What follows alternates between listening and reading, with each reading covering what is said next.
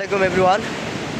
আমি এখন Cox's Bazar marine drive রোডে পাটুয়াটে আছি, যেখানে পরিবেশটা অ্যাকচুয়ালি দেখতে একটু সিনেমাটিনের মতন লাগে। এখানে এক সাইডে পাহাড় আর এক সাইডে সমুদ্র। দেখেন আমার পিছনে বিশাল বিশাল পাহাড়গুলো দেখা যাচ্ছে। তো আজকের সময়টা আমি পাটুয়াটে কাটাবো। এখন জোয়ারের টাইম, তো এখানে যে পাথরগুলো আছে, প্রবাল পাথরগুলো, সেগুলো সব পানির তলে আর কি।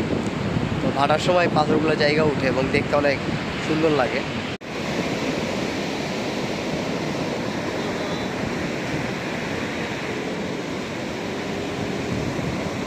এই যে পাথরগুলো দেখা যাচ্ছে আর কি, সবগুলো পাথর কিছুক্ষণ পর যখন ভাটা আসবে তখন দেখা যাবে এবং দূর দূরান্ত পর্যন্ত এটা দেখা যাবে পাথরগুলো। এই যে দেখেন, এখানে একটা সেন্ট মার্টিনের মতন ফিল আসে না, কিন্তু তাও একটা বাংলা প্রবাদ আছে যে দুধের স্বাদ ঘোলে মিঠাই, ওরকম একটা ব্যাপার আর কি। আর আজকে সাগরটাও খুব বাতাস উত্তাল, আবহাওয়াটা অনেক সৌন্দর্য।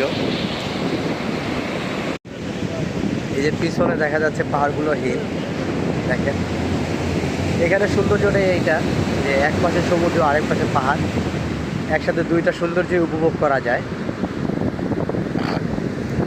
আপনি এখানে একদিনের জন্য আর কি আসতে পারেন, সেটা একসাথে আপনি ইরানি বিচ, পাটুয়াটে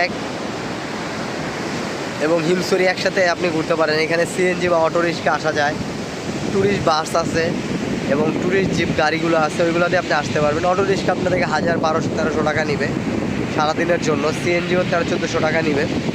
আর যে ট্যুরিস্ট গাড়িগুলো আছে, জিপ গাড়িগুলো, ওইগুলো দিয়ে আপনি আসতে পারবেন। সেই ক্ষেত্রে আপনার 3000 থেকে 4000 টাকার মতন পড়বে আর কি। আর এছাড়া বিআরটিসির ট্যুরিস্ট বাস আছে এবং ট্যুরিস্ট বাস একটা আছে, যেখানে 750 থেকে 1300 টাকা পর্যন্ত টিকিট পার পার্সন হয়। তো এই সৌন্দর্য উপভোগ করার জন্য কক্সবাজার আসলে আপনি এখানে সেটা দেখতে পারেন।